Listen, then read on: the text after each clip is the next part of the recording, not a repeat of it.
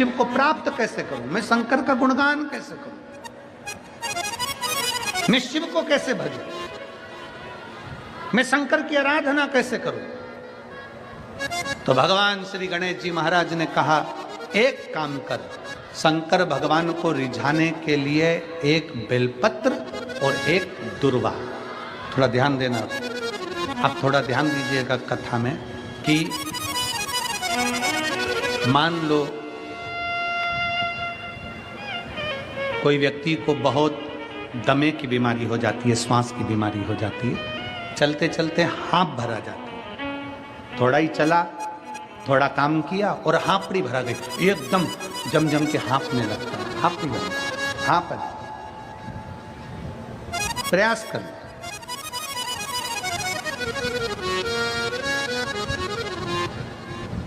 14 से 15 सोमवार या 16 सोमवार का आप स्मरण कर लें। वैसे तो 11 सोमवार तक का वर्णन हम लोग पढ़े हैं, पर 16 सोमवार तक का आप स्मरण करें। किसी भी 16 सोमवार मतलब व्रत नहीं करना, एक बेलपत्री, इसके ऊपर एक दुर्वा, दुर्वा बोलते हो, दूब बोलते हो, दुर्वा, एक दुर्वा मात्र बेलपत्री के साथ रखना है। और शंकर भगवान के शिवालय में, शंकर भगवान के शिवलिंग के पास में, जो समझेंगे जरा,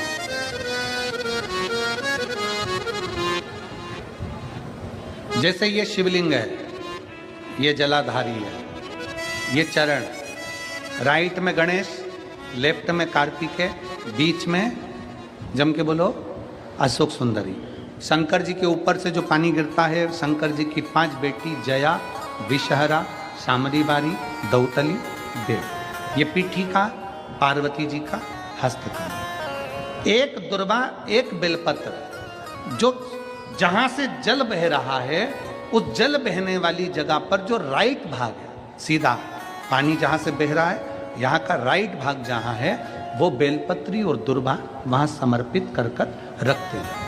16 सोमवार, प्रत्येक सोमवार को एक बेलपत्री और एक दुर्वा रखना। बेलपत्री वहीं छोड़कर आना है, दुर्वा को वापस लेकर आना।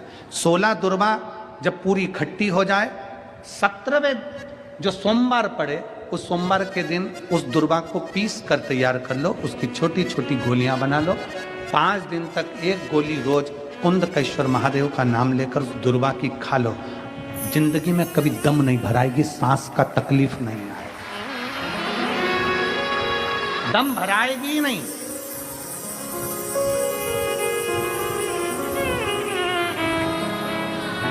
पर कई लोग ऐसे हैं जिन्होंने दम लगा लगा के दम निकाल दिया।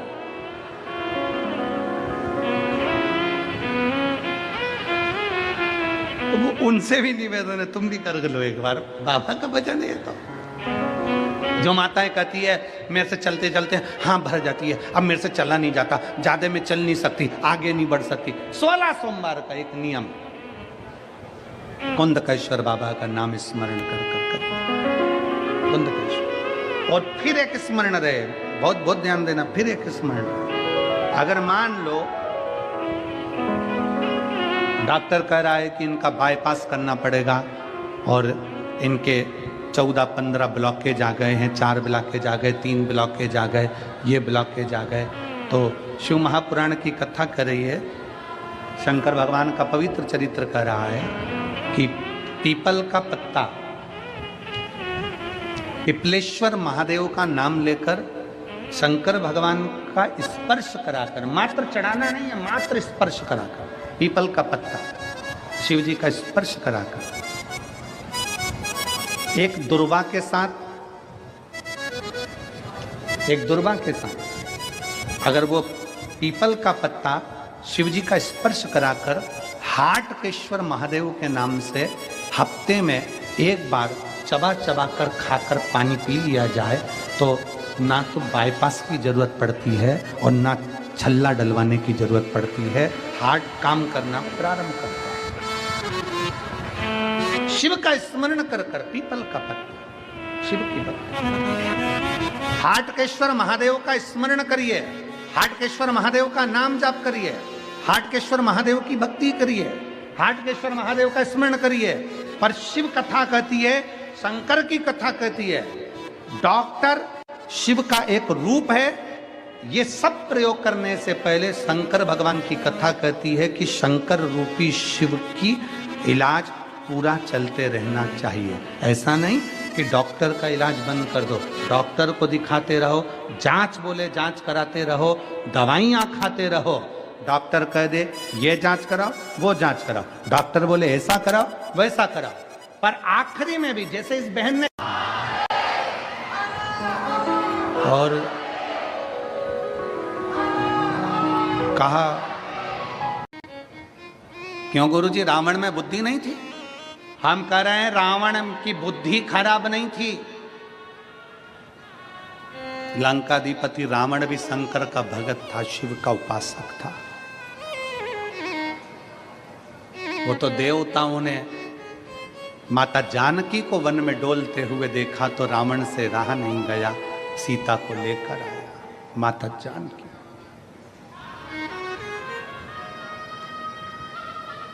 और ले जाकर कहां रखा? जम के बोलो, कहां ले जाकर रखा था? अशोक वाटिका में। अशोक वाटिका में अपने गुप्तचरों से कह दिया सीता जी को कोई कमी नहीं आना चाहिए, जो खाए वो खिलाओ, जो पहने वो पहनाओ, जैसी रहे वैसी रहने दो।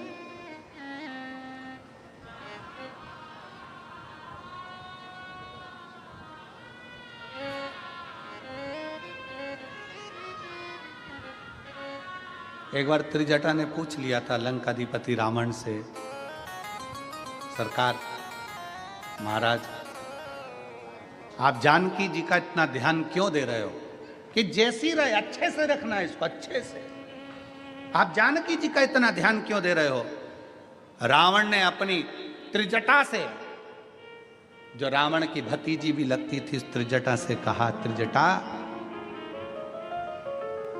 ये सीता का जो पति है राम, वो शंकर भगवान का उपासक है, मेरे गुरु की वंदना करता है, शिव की वंदना करते हैं राम, और ये राम जी की धर्म पत्नी है, तो ये भी शंकर की उपासक है। शंकर को चाहने वाला जब हमारे राज्य में आता है तो पूरे राज्य का उद्धार कर कर ही जाता है,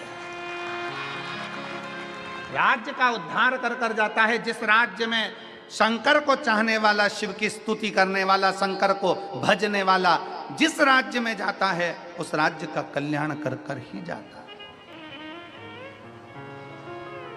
दुनिया को लगा रावण की लंका जल गई, दुनिया को लगा रावण मर गया, पर दुनिया को यह नहीं दिखा कि एक माता जानकी के बल पर पूरे राक्षस कुल का कल्याण हो गया। पूरा राक्षस कुल आज परमात्मा की शरणागति को ग्रहण कर लिया। कितना विद्वान था रावण, कितना विद्वत्ता थी रावण के अंदर, जरा विचार करिएगा। रावण सीता जी को जिस दिन से अशोक वाटिका में रखा था, उस दिन से लेकर रावण सीता के पास कभी नहीं गया। किस दिन गया? जिस दिन हनुमान जी सीता जी के पास आ गए। बोलो सही है कि गलत है? जम के बोलो जरा। जब हनुमान जी लंका में पहुंच गए, अशोक वाटिका में हनुमान जी आ गए, तब रावण, हनुमान जी वृक्ष पर चढ़े थे और रावण सीता के सामने आकर राम जी का नकली शीश लेकर आकर कहता है कि मैंने राम जी को मार दिया और तू मेरी बन जा। तब आए रावण, जब हनुमान जी आ गए। क्यों? क्योंकि रावण की विद्वत्ता इतनी थी, रावण जानते थे ये सीता भी राम जी की पत्नी है और राम शंकर के उपासक हैं। एक शंकर के उपासक की पत्नी के पास अगर मैं जाऊं तो मैं अकेला कैसे जाऊं? जब रावण ने देख लिया कि हनुमान जी आए हैं, हनुमान कौन? शंकर का एक रूप आया है, तब रावण जान गए कि अब मेरा गुरु आ गया है, तो गुरु की साक्षी में शिष्य के पास जा सकता हूं, गुरु की साक्षी में शिष्य के पास जा सकता हूं। तो रावण सीता जी के सम्मुख में गए। तो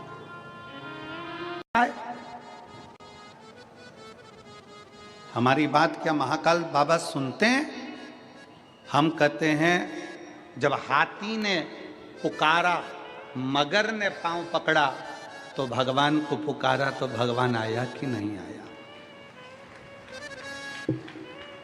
एक चींटी के पांव में भी अगर पायल बांध दी जाए और पायल बजे चींटी के पांव की तो वो पायल का शब्द भी सुन लेता है। एक इल्ली भी अगर तड़पती है तो उसका भी शब्द मेरा काल अधिपति महाकाल सुन लेता है। तो संसार में जन्म लेने वाले प्रत्येक मनुष्य की बात शिव सुनता है।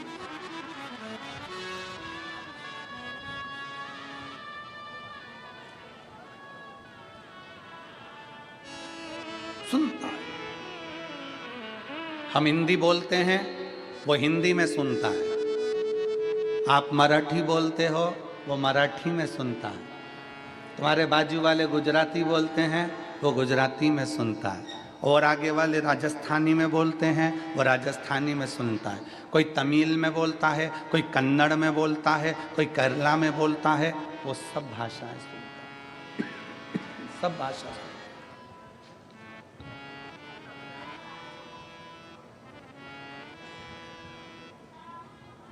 तुम्हें 10-20 भाषा आती होगी। कितनी भाषा आती होगी? आपको और हमको 10-20 भाषाओं का स्मरण हो सकता है, हम समझ सकते हो। पर उससे पूछो, वो चिड़िया की भी भाषा समझता है, इल्ली की भी भाषा समझता है, झिंगुर की भी भाषा समझता है, चूहे की भी भाषा समझता है, पशु और पक्षी की भी भाषा समझता है। दर्द केवल मनुष्य को ही नहीं, शिव पुराण की कथा कहती है दर्द इस मृत्यु लोक में चाहे जलचर हो, थलचर हो, वायुचर हो, कोई भी जीव हो, दर्द उसको भी होता है। और वो सबका दर्द मिटाने के लिए अपनी कैलाश को छोड़कर, अपनी अवंतिका नगरी को छोड़कर मेरा महाकाल राजा तुम्हारे करीब में करती है तो पति के लिए, छठ का व्रत करती है तो बच्चों के लिए, चतुर्थी का व्रत करती है तो पति के लिए। जितने व्रत एक स्त्री करती है वो अपने लिए। बता दो कोई सा व्रत इसमें बताओ, एक शास्त्र में व्रत बता दीजिए जो स्त्री खुद के लिए कर रही है। पति के लिए अखंड सौभाग्य के लिए करेगी, तीज का व्रत अखंड सौभाग्य के लिए करेगी, चतुर्थी का व्रत अखंड सौभाग्य के लिए करेगी, पंचमी का व्रत अपने बच्चों के लिए करेगी, छठ का व्रत अपने बच्चों के लिए करेगी। एक स्त्री अपने लिए कोई व्रत नहीं करती, अपनी उम्र बढ़ाने के लिए कोई व्रत नहीं करती, अपनी सेफ्टी के लिए कोई व्रत नहीं करती। अगर भारत की भूमि की एक नारी अगर व्रत करती है तो अपने परिवार, अपने पति और अपने बच्चों के लिए करती है। इससे बड़ा त्याग कौन कर सकता है? इससे बड़ा तपस्वी कौन हो सकता है? इससे बड़ा सन्यासी कौन हो सकता है? इससे बड़ा साधक कौन होगा?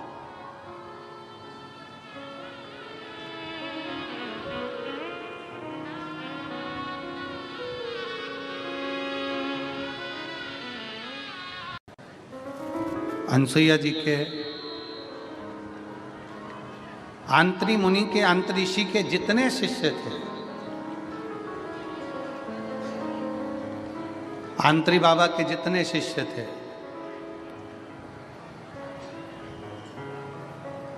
सब छोड़ छोड़ कर चले गए। क्योंकि सूखा पड़ रहा है, पानी नहीं है, अन्न नहीं है, अकाल पड़ा हुआ है, कुछ है ही नहीं।